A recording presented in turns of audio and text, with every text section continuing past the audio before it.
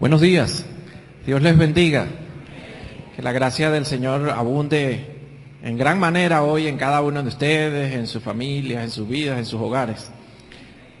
Hoy le damos gracias a Dios por una oportunidad más que nos da de podernos reunir para celebrar juntos al Señor Jesús, celebrar juntos que Él vive y que Él reina. ¿Cuántos creen que Jesús vive? Amén, ¿verdad?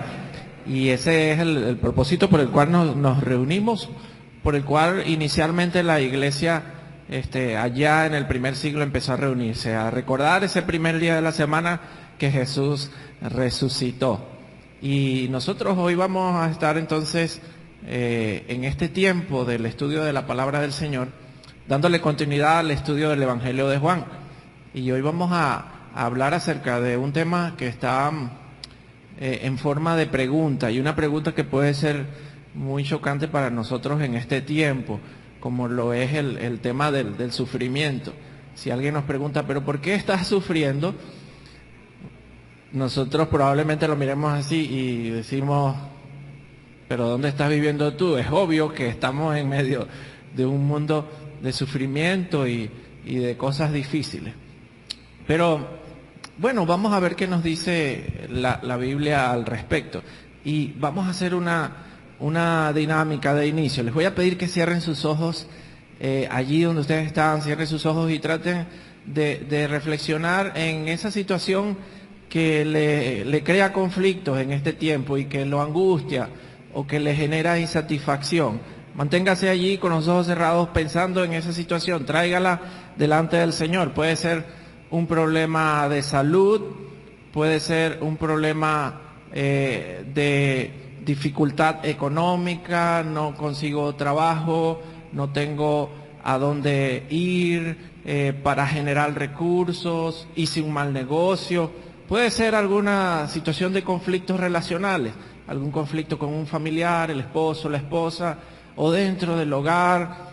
Puede ser alguna frustración, un sentimiento de frustración porque en esta situación tan difícil no puedo cumplir los sueños que tengo trazados para el Señor o con el Señor o para mí mismo o cualquier otro problema.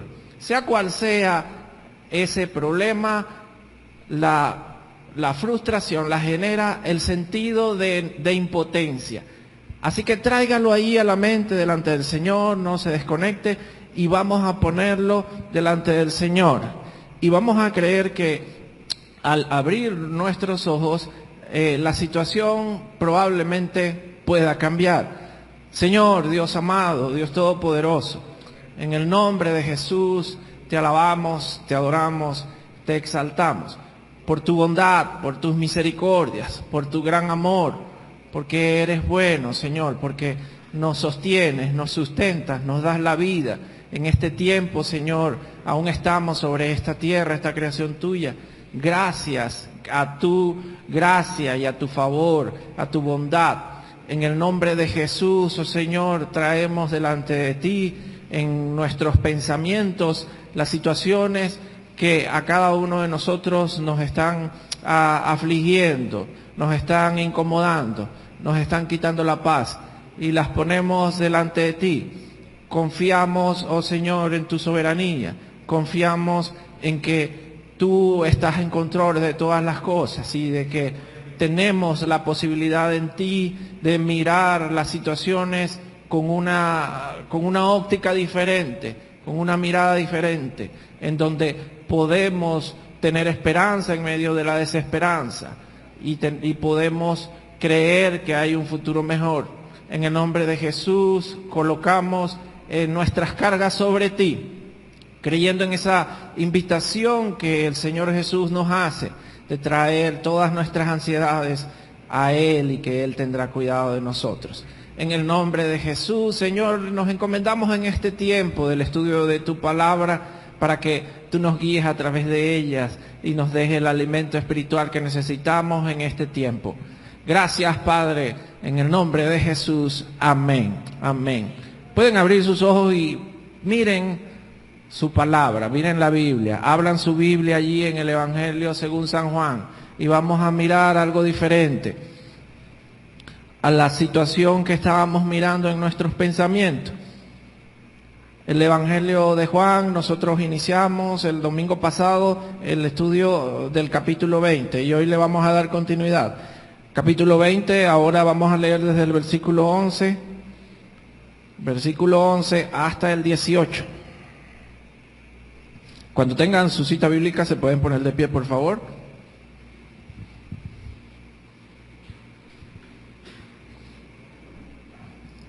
Juan 20, 11 al 18. Dice así: pero María estaba afuera llorando junto al sepulcro, y mientras lloraba se inclinó para mirar dentro del sepulcro, y vio a dos ángeles con vestiduras blancas que estaban sentados, el uno a la cabeza y el otro a los pies, donde el cuerpo de Jesús había sido puesto. Y le dijeron: mujer, ¿por qué lloras? Les dijo: porque se han llevado a mi Señor y no sé a dónde le han puesto. Cuando había dicho esto, se volvió y vio a Jesús que estaba allí, mas no sabía que era Jesús. Jesús le dijo: mujer, ¿por qué lloras? ¿A quién buscas? Ella, pensando que era el hortelano, le dijo: Señor, si tú te lo has llevado, dime dónde lo has puesto y yo lo llevaré. Jesús le dijo: María. Volviéndose, ella le dijo: Raboni, que quiere decir maestro. Jesús le dijo: no me toques, porque aún no he subido a mi Padre, mas ve a mis hermanos y diles: subo a mi Padre y a vuestro Padre, a mi Dios y a vuestro Dios. Fue entonces María Magdalena para dar a los discípulos las nuevas de que había visto al Señor y que Él le había dicho estas cosas. Amén. Pueden sentarse, son muy amables.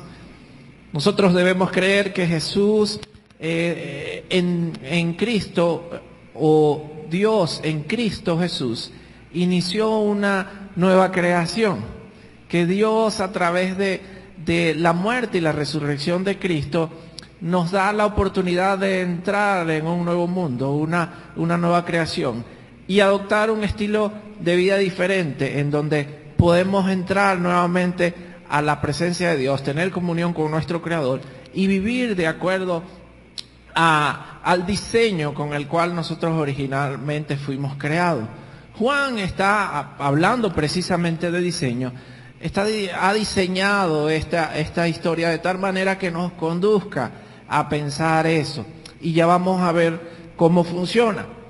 Recuerden que nosotros el domingo pasado iniciamos el capítulo 20 y allí nos dimos cuenta o vimos cómo María Magdalena, que fue de madrugada muy temprano a la tumba del Señor Jesús, se encontró con la piedra removida y ella naturalmente pensó: se han robado el cuerpo. Si la piedra está movida, nadie va a mover la piedra allí por gusto. Se han robado el cuerpo. Fue y dio el aviso a Pedro y a Juan, ¿se acuerdan? Que entonces ellos iniciaron un proceso de investigación en donde las evidencias parece que no apuntaban a un robo, sino que había algo mucho más extraño. Lo que llevó a Juan a creer que probablemente Jesús había resucitado, como decían las Escrituras, y como él se los había dicho antes. Y culmina la narración diciéndonos que Juan y Pedro y Juan, regresaron a los suyos, o sea, regresaron con el resto de los discípulos. Ahora, la narración aquí inicia con María quedándose sola allí, llorando cerca de la tumba o al lado de la tumba. Y eso es lo primero que podemos ver en los versículos 11 y 12. El lloro de María y el encuentro de María con este par de ángeles que le hacen una pregunta muy interesante. Como les dije al inicio, en nuestro contexto puede ser chocante. Y María, que está allí llorando, versículos 11 y 12, de repente abre sus ojos, tiene sus ojos cerrados llorando, abre sus ojos, echa un vistazo a un lado y se da cuenta que dentro de la tumba hay algo diferente. Y dice que miró y habían dos ángeles, uno a la cabecera y uno a los pies de donde estaba el cuerpo del Señor Jesús. Algo muy extraño, ¿no? Y Juan no dice más nada de eso. No dice ni por qué ni qué significado tiene, ni nada de eso. Pero María vio eso. Y esos ángeles le hacen esa pregunta que para nosotros puede ser chocante, repito. ¿Por qué lloras? Parece que es evidente. Sin embargo, María no se siente como insultada con esa pregunta, sino que más bien ella explica. Y dice, oye, porque se llevaron el cuerpo de mi Señor y no sé dónde lo han puesto. Ella estaba afligida por esa situación. Pero vemos que a partir del versículo 13, entonces viene nuevamente el cuestionamiento a María, pero ya no por parte de los ángeles, sino por otro personaje que entra en escena. El hortelano, que dice allí Juan, y el hortelano es el jardinero, el administrador del jardín o del huerto que estaba allí. Eso es lo que significa esa palabra. Y María cree que es él, pero Juan nos dice que es Jesús. Y vuelve con la misma pregunta, mujer, pero ¿por qué estás llorando? Y ella vuelve a preguntarles, es que no sé, les explica, no sé dónde han dejado el cuerpo. Y les dice a Jesús, bueno, si tú te lo llevaste, dime dónde está y yo lo muevo nuevamente. María estaba dispuesta a hacer lo que fuera por el Señor. Sin embargo, no reconocía a Jesús. Su momento de crisis le impedía reconocer que ella era Jesús. Hasta que Jesús la llama por su nombre y le dice María, y allí ella lo reconoce y le dice maestro. Vemos allí a partir del versículo 16 cómo Jesús le explica, mira, no me toques porque aún no he subido a mi Padre, aún falta esta parte de la tarea, de esa tarea que Jesús tenía que cumplir, de morir, de resucitar y de ser glorificado, de ascender al cielo, a la presencia del Señor. Pero le deja una tarea a María en esos últimos versículos. Le dice, anda, ve a los discípulos y diles que yo voy a mi Padre y a vuestro Padre, a mi Dios y a vuestro Dios. Y Jesús está en ese momento comisionando a María para que vaya y dé las buenas nuevas a los discípulos de que verdaderamente Jesús había resucitado. Y así termina diciendo Juan que María lo hizo, versículo 18. Fue entonces María Magdalena para dar a los discípulos las nuevas de que había visto al Señor y que Él le había dicho estas cosas. Así cierra el episodio. Ahora, para entender esta escena, qué es lo que está sucediendo y qué es lo que Juan quiere transmitir, es importante entender algunas ideas que están en el ambiente y que un lector judío normal las iba a ver, pero nosotros tal vez no, porque no tenemos dominio de ese contexto o de las escrituras como lo dominaban los judíos. Pero un judío del primer siglo que está leyendo esta historia y de repente lee que María miró el lugar donde estaba el cuerpo de Jesús y vio dos ángeles allí como custodiando ese lugar, como que uno sentado a la cabecera y otro a los pies de donde estaba el cuerpo, inmediatamente los va a llevar a pensar en ocasiones en el Antiguo Testamento donde hay una figura parecida. Y ahora yo les invito a que nosotros también hagamos eso. Piensen por un momento donde hay una situación parecida a esto en el Antiguo Testamento. La primera es el huerto del Edén, ¿se acuerdan? El hombre, después que pecó, a causa de su condición de pecado, fue expulsado del huerto del Edén. Y para asegurar de que el hombre no pudiera entrar nuevamente a ese lugar de comunión con Dios, ¿qué hizo Dios? Ustedes se saben la historia. Colocó dos ángeles custodiando día y noche la entrada al huerto del Edén. Nadie podía entrar. A partir de allí nadie podía. Y nadie sabía dónde estaba. Quedó para el ser humano velado eso. Hay otra figura u otra escena en el Antiguo Testamento donde probablemente esto tenga relación. Piensen en las instrucciones de la construcción del tabernáculo en Éxodo. Cómo Dios le indica a Moisés que debía construir el tabernáculo donde iba a habitar su presencia. El tabernáculo tenía varias especificaciones y iba construido como de afuera hacia adentro en secciones que iban separando. Y de afuera hacia adentro cada vez era mayor la santidad del tabernáculo. En el centro del tabernáculo había un lugar que se llamó el lugar santísimo. Ustedes cuando estudiamos Éxodo en altar familiar debieron haber leído eso, ¿se acuerdan? Un cuartito pequeño, y dentro de ese cuartito pequeño solamente había una entrada y era cubierta por una cortina. Y dentro de ese cuartito solamente había un arca, que era el arca del pacto o el arca de comunión. Y esa arca era una caja que contenía las tablas de la ley, contenía una muestra del maná, contenía la vara de Aarón, que eran señales el pacto de Dios con Israel en el Éxodo. Y la tapa de esa arca contenía, o estaba diseñada de tal manera que tenía 2 ángeles encima, 2 querubines, uno en cada extremo. Y lo particular de ese arca o de esa habitación era que allí residía la presencia de Dios. Y otra cosa particular de eso era que nadie podía entrar allí, ni siquiera mirar hacia adentro. Solamente Moisés pudo entrar, y luego Dios le delegó a Aarón y a su linaje sacerdotal la misión de entrar allí. Una vez al año solamente podían entrar para ofrecer la sangre, para rociar la sangre del cordero por el sacrificio de expiación, que era por el perdón de los pecados anual. Pero nadie podía ver ahí, nadie podía entrar.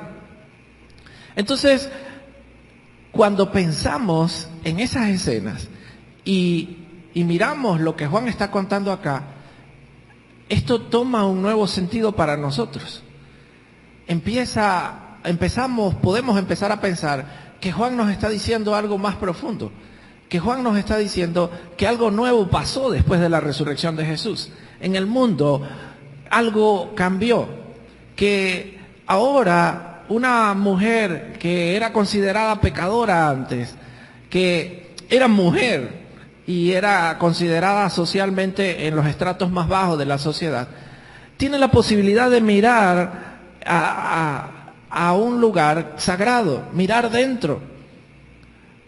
Es como el arca ahora sin el velo, está allí y tiene la posibilidad de experimentar de primera mano un nuevo mundo.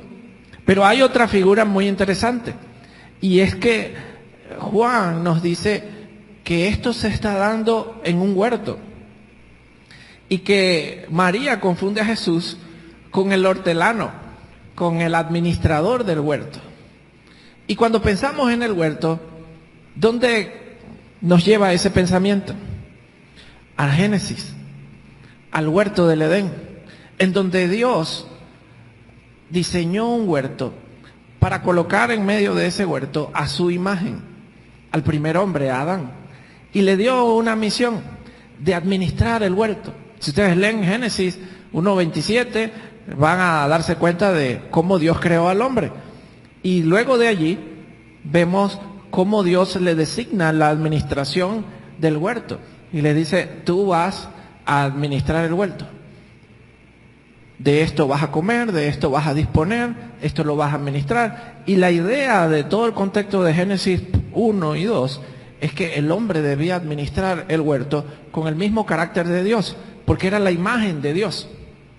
No iba a tener el hombre el poder de Dios, nadie puede tener el poder y las capacidades de Dios, pero sí iba a administrar el huerto con el carácter de Dios, el amor, la bondad, la compasión, todos estos atributos de Dios. Pero el hombre decidió dejar a un lado ese error y administrarlo a su manera. De allí que es expulsado del huerto. Pero vemos acá una escena donde María donde Juan nos está diciendo en este diálogo entre Jesús y María, como indiscretamente ahora hay un nuevo administrador en el huerto y es Jesús. Hay alguien nuevo que controla el huerto. Hay alguien que tomó el control del mundo y de la creación y es Jesús. Entonces fíjense cómo entender esto le da un nuevo sentido al texto, que nos invita a nosotros a meternos en él y a identificar nuestra vida en él. Teniendo eso en mente, entonces nosotros debemos entender que para nosotros tiene significado este texto hoy en día en al menos dos maneras. En primer lugar, tiene que ver con el sentido o con la manera o con la cosmovisión que nosotros tenemos hoy, la manera en cómo miramos el mundo, la manera en cómo nosotros visionamos el mundo. Y es que la fe en que Jesús vive y que Él es Señor puede cambiar nuestro estado de ánimo, porque podemos mirar el mundo de una manera diferente. Frente a las dificultades de la vida, nuestro estado de ánimo puede cambiar cuando nos damos cuenta, Jesús vive y Él es Señor, ahora está en control, Él es el administrador. ¿Cuántos creen que Jesús es Señor? Amén. Y eso debe cambiar nuestro estado de ánimo. Fíjense cómo María pasó del sufrimiento y el llanto a un estado de euforia y de alegría y de emoción al darse cuenta de que Jesús vive. María estaba afligida por situaciones que ella no tenía control.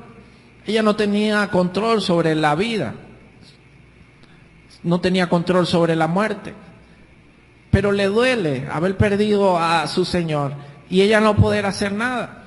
Ahora pensaba que tenía control sobre su sepulcro, la forma en que iba a estar allí y que ella iba a ir y se da cuenta que tampoco tiene control de eso y se aflige. Pero al ver a Jesús resucitado entiende, wow, pero es que entonces Jesús está en control, es mejor. Él sí está en control de la vida y de la muerte. Entonces la situación es mejor.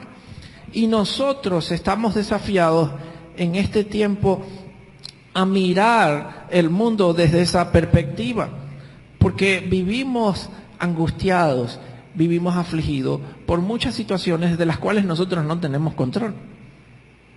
Pero nos siguen afligiendo y nos siguen preocupando, a pesar de que no tenemos control.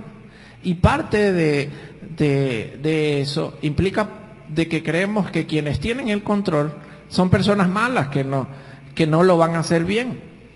Entonces, como nosotros no tenemos control sobre nuestra salud y sobre el sistema de salud en Venezuela, nos da miedo enfermarnos, porque si nos enfermamos vamos a tener que poner nuestra vida en manos de gente que está administrando muy mal el sistema de salud en Venezuela. Y nos da temor eso. Pero por encima de eso hay alguien que está en control y es Jesús, amén. Entonces eso debe cambiar nuestra manera de ver el peligro de la enfermedad. O el tema de la economía.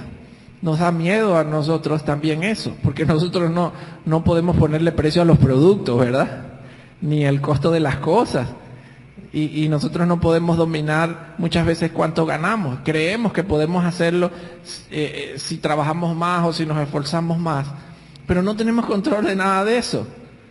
Y nos aflige porque creemos que quienes tienen el control lo van a hacer mal. Son personas malvadas. Y que quien pone precios está pensando en él y siempre va a poner precios para ganar él y nunca me va a beneficiar a mí. Y de quien yo recibo el sueldo no piensa en mí, y todo eso nos lleva a pensar y a afligirnos.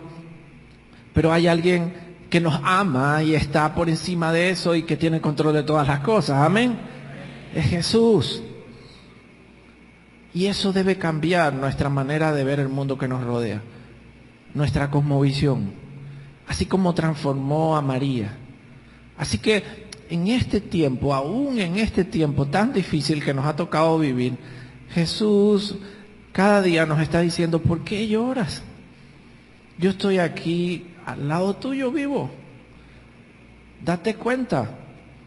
Pero nosotros, mientras estemos con la mirada enfocados en los conflictos, no vamos a poder mirar ese lugar santo en donde Él se entregó, donde su cuerpo pagó el sacrificio para que nosotros tengamos la libertad de vivir ahora de acuerdo a la voluntad de Dios y no a los poderes de este mundo. Amén. Y hablando de vivir, entonces la segunda verdad que nos desafía este texto hoy es entender que si nosotros creemos verdaderamente en que Jesús vive y Él es Señor, entonces también debemos asumir una nueva vocación de vida, diferente a la que teníamos antes. Eso tiene la potencialidad de cambiar y transformar nuestra vida.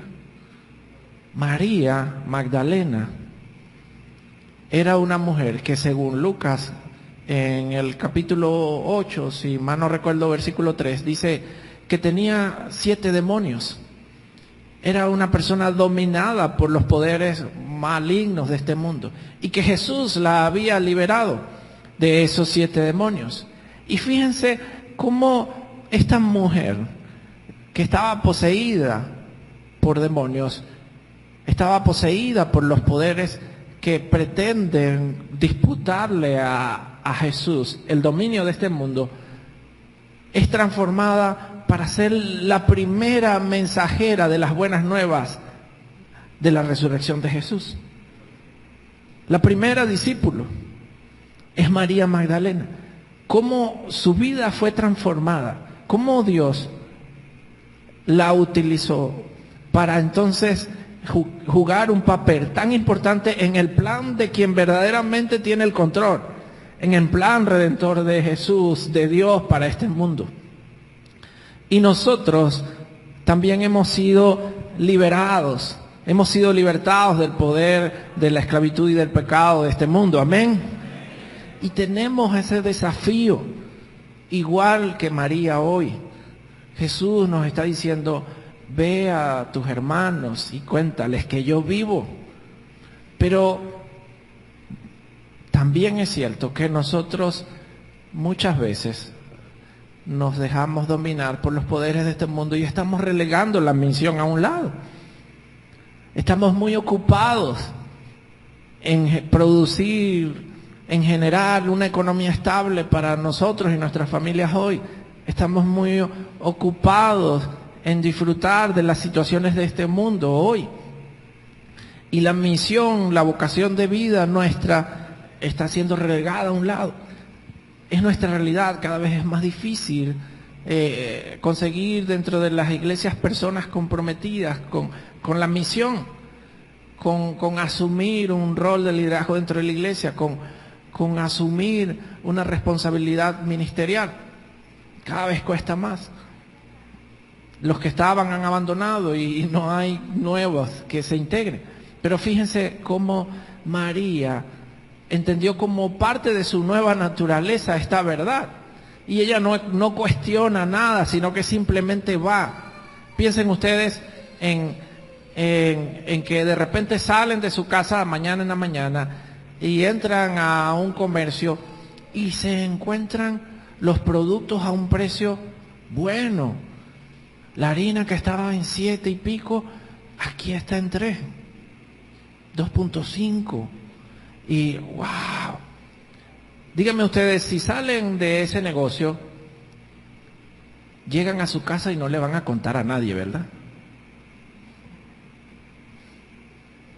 ¿Verdad que no? Ahí mismo dentro del negocio agarran al WhatsApp y en el estado publican harina en tal parte a 2.5. ¿Verdad que sí? Porque ustedes son bondadosos y van a esperar que los demás también aprovechen esa oferta. Bueno, eso fue lo que hizo María aquí. ¿Y cuántos de nosotros en este tiempo nos estamos guardando la verdad del Evangelio en el bolsillo? Y no estamos corriendo como María lo hizo, a decir, mira, Jesús vive y ahora Él está en control. El mundo es diferente. Podemos vivir ahora de manera diferente. Y acá, la verdad es que las situaciones van a continuar, los conflictos van a continuar, la enfermedad por ahora va a continuar, los problemas económicos van a continuar, porque aún esos poderes están allí, tratando de luchar por su subsistencia, pero han sido ya vencidos. Amén. Y muy pronto es nuestra esperanza. El Señor Jesús va a venir y a tomar posesión de su reino. Y nosotros estamos desafiados por el Espíritu, por el poder del Espíritu, a demostrar ya en este tiempo que se puede vivir de esa manera. Entonces, hoy nosotros tenemos ese desafío. Fíjense que en el contexto de María, la resurrección de Jesús no derrocó el imperio romano. Ellos eran pobres, siguieron siendo pobres. Muchas circunstancias de las que nosotros nos aquejamos y ellos se aquejaban en ese momento, las siguieron viviendo, pero ahora las miraban desde una perspectiva diferente. Ahora se dieron cuenta, esto es pasajero. El imperio romano tarde o temprano va a pasar y va a venir otro rey porque es humano, pero quien ahora está en verdadero control vive para siempre. Amén. Y yo dependo es de Él y no de quien esté en el gobierno de turno o de paso, y no dependo de cómo esté la economía hoy o mañana. Entonces eso cambia nuestra perspectiva de vida y nos desafía a nosotros hoy. Así que ese es el desafío que les dejo en esta mañana. Cuando ustedes abrieron los ojos, algunos debieron notar que el escenario cambió. Muy sutilmente, una sola frase se anexó, pero hace la diferencia. Jesús vive. Amén. Y Él está en control. Pero a veces las situaciones, enfocarnos en las situaciones difíciles nos impide ver con claridad que Jesús vive. Pero ahí está, porque es sutil. Jesús dijo que el reino de los cielos es como una semilla de mostaza. Es sutil, es pequeño, pero tiene un impacto grande en el mundo cuando nosotros nos enfocamos en ella y vemos su potencial. Así que ese es el desafío que les dejo en esta mañana. Pero hay dos cosas durante esta semana, trata de vivirlas. Experimentar y testificar. Experimentar, trata de vivir la nueva vida, el nuevo mundo en el que Dios gobierna a través de Jesús. No creas que los poderes de este mundo son los que te gobiernan. Tienes ahora opciones en Jesús para vivir la libertad que Dios diseñó para nosotros. Y cuando experimentes eso, cuando verdaderamente empieces a experimentar eso, necesariamente, indudablemente, tú vas a testificar de eso. Porque te vas a dar cuenta, wow, yo no me puedo quedar solo con esto. Tengo que compartirlo con alguien más. Y con mis familiares y con mis seres amados, de que ellos también se desliguen de esas cargas que este mundo nos ha colocado a través del engaño y vivamos en la verdad de Cristo Jesús. Y ese es el desafío que nos deja la resurrección de Jesús en esta mañana. De inicio, todo el capítulo 20 y el 21 nos va a seguir dejando desafíos de cómo a la luz de la resurrección de Jesús, ahora sus discípulos están desafiados a vivir de una manera diferente. Esto es lo primero, empezar a experimentar y testificar. El próximo domingo veremos algo más. Póngase de pie y vamos a tener un momento de oración. Señor Dios Todopoderoso, te alabo, te adoro y te exalto. Gracias, oh Padre. Gracias, Señor, porque Jesús reina, porque Él está vivo y Él es Señor. Gracias porque tú le entregaste el control de este mundo, Señor, y venció a los poderes de este mundo, que aún están luchando por controlar, por engañar, pero sabemos que en Jesús tenemos la libertad ahora de de librarnos de ellos, Señor. Gracias por esa libertad, gracias porque nos permitiste ver a través de la piedra movida y ver tu gloria y ver ese lugar santo que estaba velado para nosotros, ese lugar de perdón. Y abriste la entrada al huerto y nosotros ahora podemos entrar al huerto, Señor, y disfrutar de la administración de Jesús. En el nombre de Jesús, ayúdanos a experimentar esta verdad en nuestras vidas hoy, a descargarnos del pesar y de la angustia y de la frustración que generan los poderes de este mundo que engañan, y a disfrutar de la paz de vivir en Cristo Jesús. En el nombre de Jesús te ruego que durante esta semana bendigas a mis hermanos y cumplas tus promesas de cuidado para cada uno de nosotros, a mis hermanos y a su familia, Señor. Guárdalos del mal y de todo peligro. Dales salud, Señor.